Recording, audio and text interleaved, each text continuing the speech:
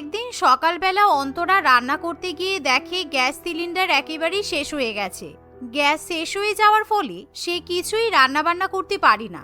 তাই সে সঙ্গে সঙ্গে তার ননদ দীপার কাছে গিয়ে বলে, দীপা, আমাদের তো এক্সট্রা সিলিন্ডারও রাখা নেই, তুমি একবার তাড়াতাড়ি গ্যাসটা বুক করে দাও না। গ্যাসওয়ালাদের বলবে একটু তাড়াতাড়ি গ্যাসটা যেন দিয়ে যায়, না হলে আমাদের উনুনে রান্না করতে খুব অসুবিধা হবে। তোমার গ্যাস আগে শেষ হবে তুমি জানতে না?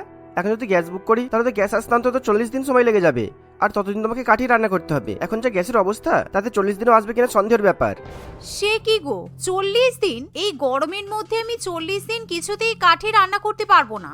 তুমি কিছু একটা ব্যবস্থা করো, আমি কাঠে রান্না করতে গেলে তো কালো হয়ে যাব। তোমাকে বারবার করে বলেছিলাম না এক্সট্রা গ্যাস সিলিন্ডার বাড়িতে এনে রাখতে, তখন তো তুমি আমার কথা কানে তোলনি, এখন মজা বোঝো। আরে বৌদি, তুমি এত চাপ নিচ্ছ কেন? আমি আছি তো, আমি তোমাকে গ্যাস বুক করে দিচ্ছি। তোমাকে 40 দিন গ্যাসের জন্য অপেক্ষা করতে হবে না। আমার গ্যাসের অফিসে চেনা জানা আছে, আমার এক বন্ধু ওই গ্যাসের অফিসেই কাজ করে। আমি যদি ওকে বলি, ও আমাকে একদিনের মধ্যেই ডেলিভারি দিয়ে যাবে। হাস্যকর ব্যাপার তো। শোন, এখন যা গ্যাসের অবস্থা, যতই তোর বন্ধু হোক না কেন আর যাই হোক না কেন, কেউ কাউকে গ্যাস সিলিন্ডার দিচ্ছে না। এই তো আমাদের পাশের বাড়ির লোকেদেরকেই দেখ না, সবাই কাঠের উনুনে রান্না করছে, কারোর বাড়িতেই গ্যাস নেই। আর ওরা তো আমাদের অনেক আগে থেকেই বুক করে বসে আছে, ওদের এখনো এলো না, আর তুই বলছিস আমাদের চলে আসবে।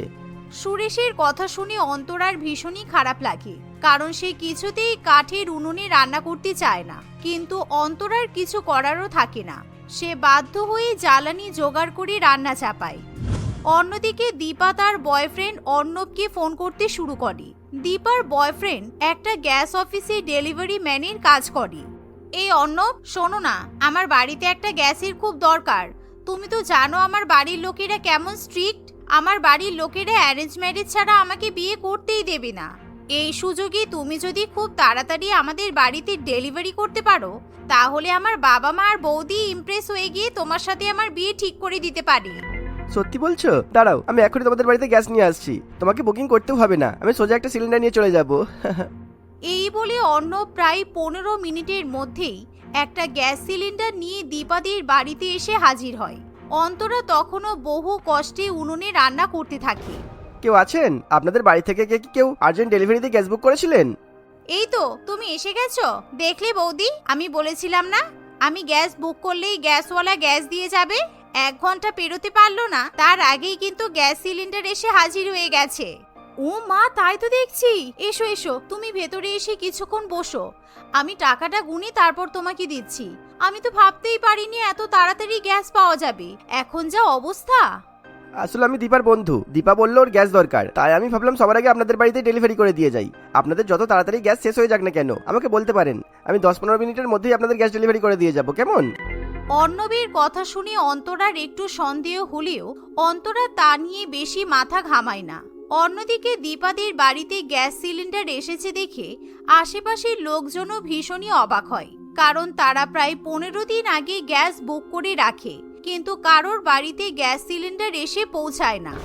এই যে বাবা, তুমি একটু আমাদের বাড়িতে এসো তো, আমি আজকে খুব ভালো বিরিয়ানি রান্না করেছি, তোমার জন্যই অপেক্ষা করছিলাম, ভাগ্যিস তুমি চলে এলে। চলো, তুমি এত ঘেমে নিয়ে গ্যাস সিলিন্ডার বয়ে বাড়িতে বাড়িতে দিতে এসেছো, তোমাকে দেখে তো আমাদেরও খুব কষ্ট হয়। এই ডেলিভারি ম্যান শুধু তোর বাড়িতে যাবে কেন রে? ডেলিভারি বয় আমার বাড়িতেও আসবে। এই যে, এই দেখো বাবা, এটা আমার মেয়ে, এর নাম প্রিয়া। আমার মেয়ে কিন্তু দেখতে যেমন সুন্দর তেমনই সুন্দর রান্না বান্না করতে পারে। ও তো তোমার জন্য একেবারে পাগল, প্রত্যেক দিন তোমার ফটো ফেসবুকে দেখে। আসলে আমি বলতে চাইছি, আমার কিন্তু তোমাকে জামাই হিসেবে খুব পছন্দ। হ্যাঁ, পেঁচার মনে কত আশা, গোলাপ গাছে বাঁধবে বাসা। যেই গ্যাসের ডেলিভারি ম্যান দেখেছিস, অমনি তোর ছিপ ফেলা শুরু করে দিয়েছিস। এই ছেলেটা আমার সঙ্গে আমার বাড়িতে যাবে।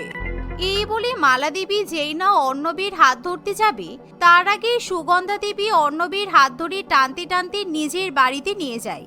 সে অর্ণবকে বসিয়ে বিরিয়ানি খাওয়াতে শুরু করে। সুগন্ধা দেবী তার মেয়ে প্রিয়াকে ডেকে নিয়ে এসে অর্ণবকে বেশি করে বিরিয়ানি পরিবেশন করতে বলে। এমন সময় মালা দেবী এবং অন্যান্য প্রতিবেশীরাও সুগন্ধা দেবীর বাড়িতে গিয়ে পৌঁছায়, আর তারাও অর্ণবকে নিয়ে টানাটানি করতে শুরু করে। পাশের বাড়ির জানালা দিয়ে সেই দৃশ্য দেখে দীপা একেবারে জ্বলে পুড়ে ওঠে। দীপা তখনই অর্ণবকে ফোন করে বলে, কি হলো, আমাদের প্রতিবেশী মেয়ে দেখার পর হ্যাংলার মতো নাচতে নাচতে ওদের বাড়িতে খেতে চলে গেলে? আমি তোমাকে এতদিন পর্যন্ত কত ভালো ভালো রান্না করে খাইয়েছি, তুমি একবারও আমার কথা মনে রাখলে না বলো? আরে বাবা, আমাকে জোর করে টেনে নিয়ে এসেছে, এতে আমার কি দোষ? আমি কি যাবো বলেছিলাম? ও হ্যাঁ, তোমার বৌদির কাছ থেকে কিন্তু গ্যাসের টাকাটা নেওয়া হয়নি। তুমি তোমার বৌদির কাছ থেকে কিন্তু টাকাটা নিয়ে নিও প্লিজ, আর আমাকে দিয়ে যেও, তা নাহলে কিন্তু আমার চাকরিটা চলে যাবে। আরে কি হলো সুগন্ধা, ওকে ছাড়। আমরা তো তখন থেকে আমাদের বাড়িতে নিয়ে যাব বলে বসে আছি। তুই কি একা ওকে খাইয়ে খাইয়ে ওর পেটটা ভরিয়ে দিবি? চলো তো বাবা, তুমি আমার বাড়িতে চলো। আমার বাড়িতে তোমার জন্য একটা খুব সুন্দর বাইক রাখা আছে। তুমি যদি আমার মেয়েকে বিয়ে করো তাহলে আমি তোমাকে শুধু বাইক নয়, একটা গাড়িও দেব। বাবা, লাইফে কোনোদিনও দীপিকা ছাড়া কাউকেই প্রপোজাল দিতে পারিনি, আর এখন আন্টির এসব নিজেদের মেয়েদের বিয়ের সম্বন্ধ আমার সাথে করার জন্য পাগল হয়ে যাচ্ছে। আমার কি এই আন্টির মেয়েটাকে বিয়ে করা উচিত? না না, এসব আমি কি ভাবছি, এসব ভাবা যাবে না। দীপা জানতে পারলে আমার মেয়ের ঠ্যাং খোঁড়া করে দেবে। অর্ণবকে সেদিন কেউই বাড়িতে যেতে দেয় না। সবাই যে যার বাড়িতে নিয়ে গিয়ে তাকে খুব খাওয়া দাওয়া করায়। অর্ণব বেচারা খাওয়া দাওয়া করার পর আর নড়তেই পারে না। রাত্রিবেলা দীপা অর্ণবকে বারবার ফোন করলেও অর্ণবের কোনো সাড়া পায় না। হতচ্ছাড়াটা কোথায় মরছে কি জানি, ওই পাড়ার মালা আন্টি কিংবা অন্য কেউ অর্ণবকে পটিয়ে ফেলেনি তো? দূর, বাড়িতে ভয়ে অর্ণবের কথা বলতেও পারছি না, না হলে তো কবেই বিয়ে করে ফেলতাম। কাকে বিয়ে করার কথা বলছো দীপা? ও হ্যাঁ, আমি যেই জন্য এসেছিলাম। তোমার ওই গ্যাস অফিসের বন্ধুটা তো টাকাও নিয়ে গেল না। তোমার তো এই ছেলেটার সঙ্গে চেনা জানা আছে তাই না? তুমি না হয় ওকেই 1000 টাকাটা দিয়ে দিও। 1000 টাকা দিয়ে কি হবে বৌদি? আমার বন্ধু এই ক্রাইসিসের মধ্যে আমাদের সবার আগে গ্যাস সিলিন্ডার দিয়ে গেছে। এই গ্যাসটার দাম 5000 টাকা। তুমি দেখলে না, পাড়া প্রতিবেশীদের কারোর বাড়িতে গ্যাস আসেনি, অথচ আমাদের বাড়িতে চলে এসেছে। সেই জন্যই তো মালা আন্টিরা আমার বন্ধুকে তুলে নিয়েই চলে গেল। কিন্তু দীপা, 5000 টাকা তো অনেক টাকা। তুমি তোমার বন্ধুকে বলে কিছু ডিসকাউন্ট করিয়ে দাও না। 5000 টাকা যদি এখনই গ্যাসের জন্য দিয়ে দিই তাহলে সংসারে তো একটু টান পড়বেই বলো। তুমি একটু চেষ্টা করে দেখো না কি বলে। তুমি কি বলতে চাইছো বৌদি? অর্ণব এত কষ্ট করে ওর অফিস থেকে বকা খেয়েও আমাদের বাড়িতে 1 ঘন্টার মধ্যে গ্যাসটা বয়ে দিয়ে গেছে। এখন আমি ওকে বলবো ডিসকাউন্ট দিতে? না না, আমি এই কাজ করতে পারবো না। দীপার কথা শুনে অন্তরার কিছু করার থাকে না, তাই অন্তরা দীপাকে 5000 টাকা দিয়ে দেয়। শুধু তাই নয়, পরের দিন দীপা গ্যাস অফিসেই অর্ণবের সঙ্গে দেখা করতে চলে যায়। কিন্তু দীপা সেখানে গিয়ে দেখে তাদের প্রতিবেশী মেয়ে প্রিয়ার সঙ্গে অর্ণব হেসে হেসে গল্প করছে। কি ব্যাপার অর্ণব, আমি তোমাকে কতক্ষণ ধরে ফোন করছি, আমার ফোন তোলার নাম নেই। এখন তো তুমি আবার সেলিব্রিটি হয়ে গেছো। আগে কারোর সঙ্গে কথা বলো তো দূরের কথা, কারোর দিকে ফিরেও তাকাতে না। এখন দেখছি সবার গায়ে ঢলে ঢলে পড়ছো। এই মেয়েটা তোমার কে গো অর্ণব? তোমার সঙ্গে এত বাজে ব্যবহার করছে, তুমি ওকে কিছু বলতে পারছো না? এই দীপা, একদম আমার বয়ফ্রেন্ডের দিকে নজর দিবি না, বুঝতে পেরেছিস? অর্ণবের সঙ্গে আর 2 দিন বাদে আমার বিয়ে হবে। তাই নাকি? ওই তো পচা কাঁঠালের মতো দেখতে তোকে, তোকে আবার অর্ণব বিয়ে করবে? দেখি অর্ণবের ঘাড়ে কটা মাথা আছে, ও আমার উপর দিয়ে তোকে বিয়ে করে দেখাক তো। অর্ণব, তুমি এখনই আমার সঙ্গে চলো। এই বলে দীপা অর্ণবের হাত ধরে অর্ণবকে নিয়ে যাবে বলে ঠিক করে।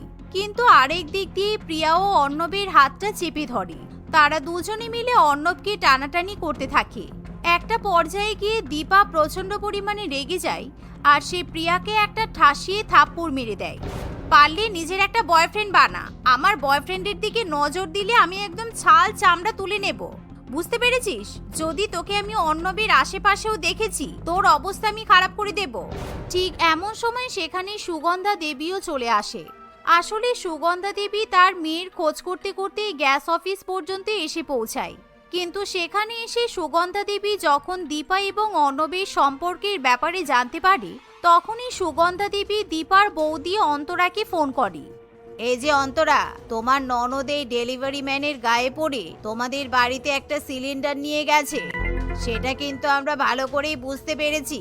আমি এখনই এই গ্যাসের অফিসে কমপ্লেন করব, কারণ আমরা প্রায় 15 দিন 20 দিন হয়ে গেছে গ্যাস বুকিং করেছি, কিন্তু এখনো পর্যন্ত গ্যাস সিলিন্ডার পেলাম না। অথচ তোমাদের ব্ল্যাকে 1 ঘন্টার মধ্যে গ্যাস দিয়ে গেছে। তোমরা কি ভেবেছো আমরা কিছু বুঝতে পারবো না? সুগন্ধা দেবীর কথা শুনে অন্তরা একেবারে আকাশ থেকে পড়ে, কারণ অন্তরা স্বপ্নেও ভাবেনি দীপার বয়ফ্রেন্ডই আসলে গ্যাসের ডেলিভারি ম্যান ছিল। কারণ অন্তরা সত্যিই ভেবেছিল অর্ণব আসলে দীপার বন্ধু হয়, তাই তখনই অন্তরা সঙ্গে সঙ্গে গ্যাসের অফিসে গিয়ে পৌঁছায়। এই মরেছে, গ্যাসের অফিস যদি জানতে পারে আমি গ্যাস বুকিং ছাড়াই দিবাদের বাড়িতে গ্যাস দিয়ে ফেলেছি, তাহলে তো আমার চাকরি চলে যাবে। না না, এই কথা কিছুতেই ফাঁস করতে দেওয়া যাবে না। অর্ণব মনে মনে এমন ভাবনা চিন্তা করার পর বলে, আরে হাত ছাড়ো আমার, সেই তখন থেকে আমার হাতটা ধরে আছো। সবাই তো ভাবছো তুমি আমার গার্লফ্রেন্ড, আর আমি তো তোমাকে চিনিই না। আসলে দিবার বুকিংটা তাড়াতাড়ি হয়ে গেছিল, এটা তো ভাগ্যের ব্যাপার। আমার এতে কি করার আছে বলুন? কি তুমি এসব কি বলছো? আমি ভেবেছিলাম আজকে আমি তোমাকে আমার বাড়িতে নিয়ে গিয়ে সব সত্যি কথা বলে দেব, কিন্তু তুমি এখন আমাকে গার্লফ্রেন্ড বলতে অস্বীকার করছো। এ কি অর্ণব, তুমি যদি সত্যি আমার ননদকে ভালোবেসে থাকো তাহলে সত্যি কথা বলো, এভাবে সবার সামনে আমার ননদকে ছোট করছো কেন? আমি খুব ভালো করেই জানতাম তোমার ননদ কিছু একটা কারসাজি করেছে।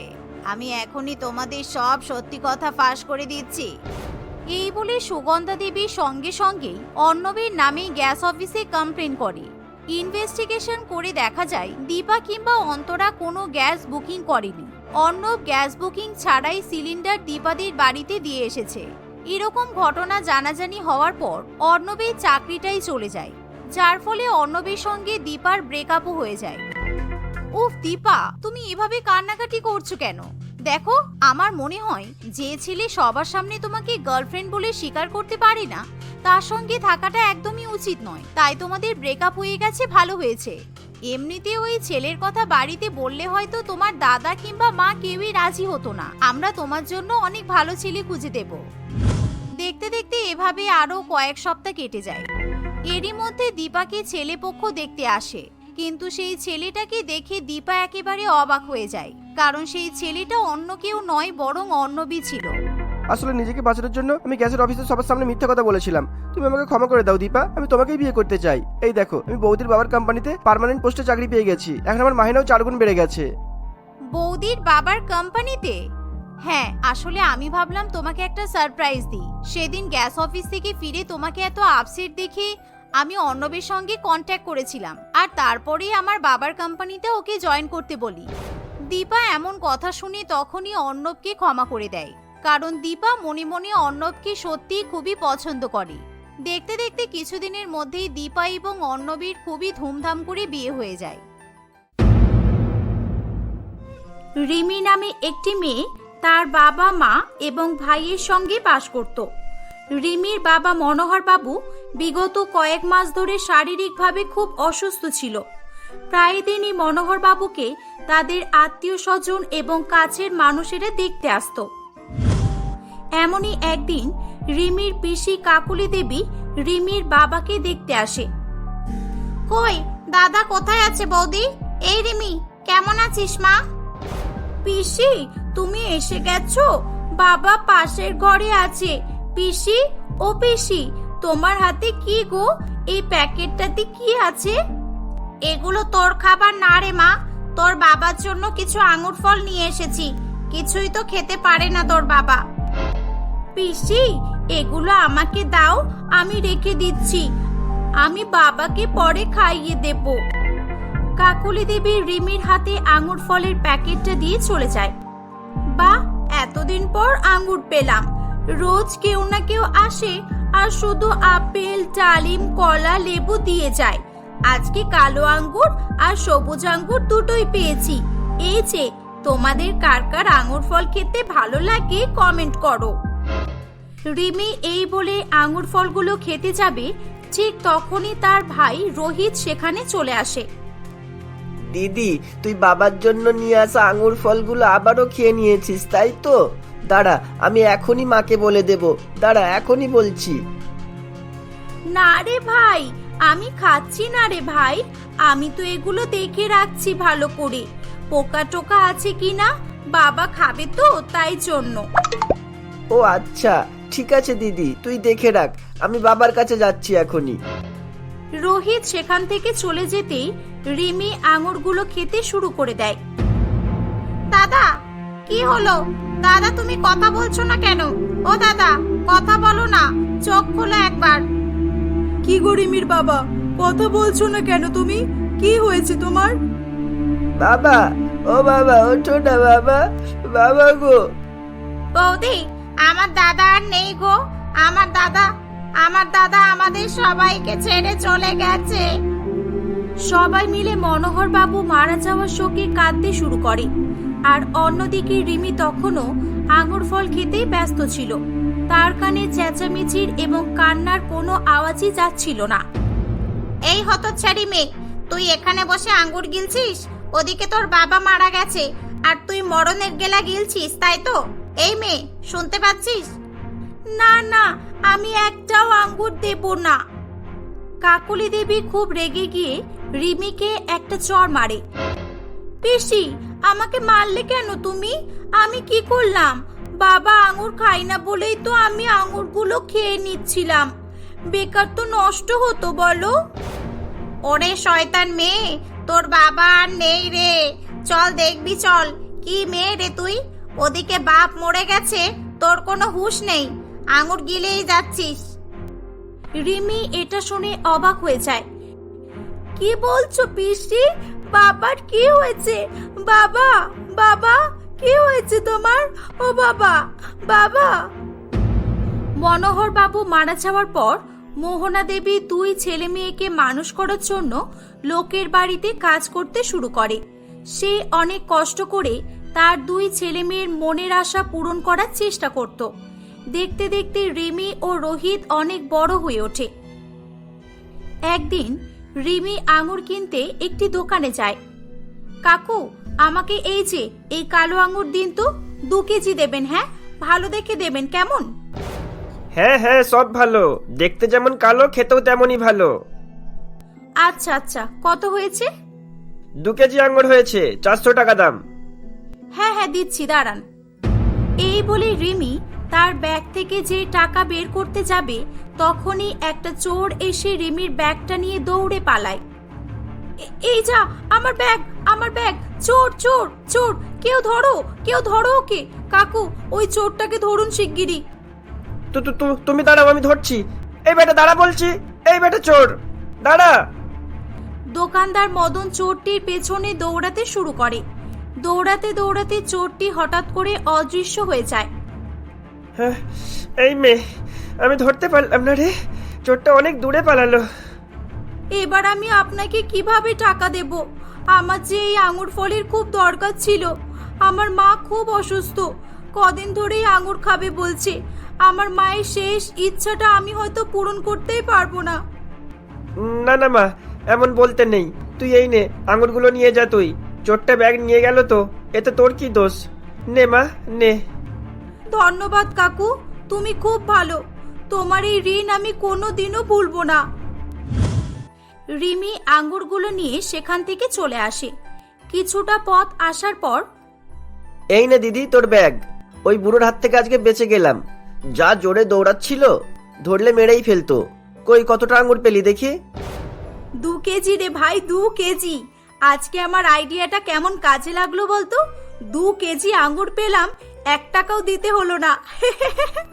চল চল, বাড়ি চল, আঙ্গুরগুলো খাবো। আর অপেক্ষা করতে পারছি না রে আমি। হ্যাঁ চল, আমাকে 1 কেজি দিবি কিন্তু, বলে দিলাম। না হলে আমি আর কখনোই তোকে হেল্প করব না। রিমি মাঝে মধ্যেই তার ভাইয়ের সঙ্গে এরকম করে লোককে ঠকাতো, কারণ তার মা লোকের বাড়িতে কাজ করত বলে রোজ রোজ রিমিকে আঙুর কিনে দিতে পারতো না। একদিন রিমির জন্য একটা বড়লোক বাড়ি থেকে সম্বন্ধ আসে। রিমি দেখতে খুব সুন্দর হওয়ায় তারা রিমিকে পছন্দ করে নেয়। কিছুদিনের মধ্যেই আবিরের সঙ্গে রিমির বিয়ে হয়ে যায়। বিয়ের পর আবির রিমিকে প্রত্যেকদিন অনেক অনেক আঙুর কিনে এনে দিত। যাক বাবা, উপরওয়ালা আমার সঙ্গে আছে। বড়লোক বাড়িতে বিয়ে হয়েছে আর আমার আঙুর খাওয়ার জন্য টাকার কোনো অভাব পড়বে না। একেই বলে কপাল। রিমির বর এবং শ্বশুর মশাই অনেক বড়লোক হওয়ায় তাদের বাড়িতে চাকর বাকরের কোনো অভাব ছিল না, তাই তাকে কেউ কোনো কাজও করতে বলতো না। এক কথায় রিমি বিয়ের পর থেকে খুবই সুখে জীবনযাপন করছিল। একদিন রিমি কোথাও একটা যাচ্ছিল, তখন সে আঙুর ফলের একটি গাছ দেখতে পায়। ও মাই গড, এটা আমি কি দেখছি? আমি কোনো স্বপ্ন দেখছি না তো? আমি আগে কোনোদিনই আঙুর গাছ দেখিনি। ওয়াও, আঙুরগুলো তো একেবারে টস টস করছে। উফ, আমার যে খুব লোভ হচ্ছে। এই বলে রিমি ওই গাছ থেকে একটা আঙুর পেড়ে খায়। ওয়াও, গাছের টাটকা আঙুরের স্বাদ তো দারুণ, দোকানের থেকে লাখ গুণ ভালো খেতে। কিন্তু এই গাছটি কার? এখানে কেউ নেই, আঙুরগুলো নিয়ে পালাতে হবে। তখনই ওখানে একটি থুরথুরে বুড়ি এসে হাজির হয়। এই মেয়ে, খবরদার বলছি, আমার আঙুর গাছে হাত দেবে না। আমার আঙুর গাছে হাত দিলে একদম হাত ভেঙে গুড়িয়ে দেব বলে দিলাম। শয়তান মেয়ে, দিন দুপুরে আঙুর চুরি হচ্ছে। না না বুড়িমা, আমি আঙুর চুরি করতে আসিনি তো। আমি তো এই আঙুরগুলো তোমার কাছ থেকে কিনবো বলে এসেছি। বলো, কত করে কেজি দেবে? না, আমি আঙুর বিক্রি করি না তো। আমার টাকার কোনো প্রয়োজন নেই। যারা আমাকে ভালোবেসে সেবা যত্ন করে, আমি তাদেরকেই আদর করে ভালোবেসে আঙুর খেতে দিই। আমার গাছের আঙুর খেতে হলে তোমাকেও আমার সেবা করতে হবে, বাড়ির সব কাজ করতে হবে, রান্না করতে হবে, আমাকে খাইয়েও দিতে হবে, আবার আমার পাও টিপে দিতে হবে। থাক থাক বুড়িমা, আমি সব করতে রাজি আছি, কিন্তু তারপর তোমার গাছের এই টসটসে আঙুরগুলো আমাকে দেবে তো? রিমি আঙুর খাওয়ার লোভে বুড়িমাকে অনেক সেবা যত্ন করতে শুরু করে। আশেপাশের লোকেরা রিমিকে লোকের বাড়িতে কাজ করতে দেখে খুব অবাক হয়ে যায়, কারণ রিমি অনেক ধনী পরিবারের বউ ছিল। কেউ বুঝতেই পারছিল না যে রিমির লোকের বাড়িতে কাজ করার আসল কারণটা কি। কাজ করতে করতে সন্ধে হয়ে যায়। এই মেয়ে, তুমি আবার যাও, আমার গাছ থেকে 5-6টা আঙুর পেড়ে নিয়ে যাও। আমি রাতে কিছু দেখতে পাই না, বুঝেছো? বেইমানি করবে না কিন্তু, অল্প কিছুই নেবে। কালকে আবার আসবে, কেমন? আমাকে আজকের মতো সেবা করবে, তাহলে তুমি আবার আঙুর খেতে পারবে। কিপটে বুড়ি, সারাদিন কাজ করিয়ে মাত্র 5-6টা আঙুর? একটা আঙুরও গাছে রাখবো না আমি। এই বলে রিমি বুড়িমার গাছের সমস্ত আঙুর চুরি করে নিয়ে পালিয়ে যায়। বাড়ি এসে সে মন ভরে আঙুর খায়। রিমির শাশুড়ি মা লোকের বাড়িতে কাজ করার জন্য তাকে অনেক বকাবকি করে। বেশ কয়েকদিন কেটে যায়। একদিন রিমি আবিরের সঙ্গে আঙুর কিনতে যায়। এই সেই দোকানদারটি আগের দিন সব পচা আঙুর দিয়েছিল আমাকে, আজকে আমি প্রতিশোধ নেব। এই যে দাদা, আমার টাকাটা পড়ে গেছে, একটু তুলে দিন না। রিমি দোকানদারের চোখকে ফাঁকি দিয়ে কয়েক গুচ্ছ আঙুর ফল ব্যাগে ভরে নেয়। এটা দেখে আবির খুব অবাক হয়ে যায়। আবিরের কিছু বলার আগেই পাশের দোকানের একটা লোক বলে ওঠে, কি ম্যাডাম, 4 চাকা করে ফল কিনতে এসে আঙুর ফল চুরি করে ব্যাগে পুড়ছেন? আপনারা তো অনেক বড় লোক, এই শহরে কে চেনে না আপনাদের, তারপরও গরিব ফলওয়ালাদের এভাবে ঠকাচ্ছেন? ছি! লোকটি রিমিকে সকলের সামনে অনেক উল্টোপাল্টা কথা শোনাতে থাকে। রিমি খুব ভয় পেয়ে যায়। এসব আপনি কি বলছেন? ফালতু কথা বলবেন না একদম। আমি কোনো আঙুর চুরি করিনি, আমার বড় তো দাঁড়িয়ে আছে এখানে। এই আবির, তুমি বলো না, আমি আঙুর চুরি করেছি, বলো। হ্যাঁ, উনি ঠিকই বলছেন, তুমি আঙুর চুরি করেছো, আর আমি সেটা নিজের চোখে দেখেছি। ছি রিমি, ছি! আমার লজ্জা করছে তোমাকে আমার বউ হিসেবে পরিচয় দিতে। কি দরকার ছিল তোমার এসব করার, বলো? তোমার জন্য আমার মান সম্মান আজ ধুলোয় মিশে গেল। আপনারা দয়া করে ওকে ক্ষমা করে দিন প্লিজ, আমি টাকা দিয়ে দিচ্ছি। আবির রিমির হয়ে সকলের কাছে হাত জোড় করে ক্ষমা চায়, কিন্তু তবুও বাজারের সব লোকজন রিমিকে নিয়ে খুব বাজে বাজে মন্তব্য করতেই থাকে। রিমি আর থাকতে না পেরে কেঁদে ফেলে। সে তার ভুল বুঝতে পারে এবং আবির সহ আঙুর ফলওয়ালার কাছে সে ক্ষমা চায়। সেদিনের পর থেকে রিমি আঙুর ফল নিয়ে পাগলামি করা ছেড়ে দেয়।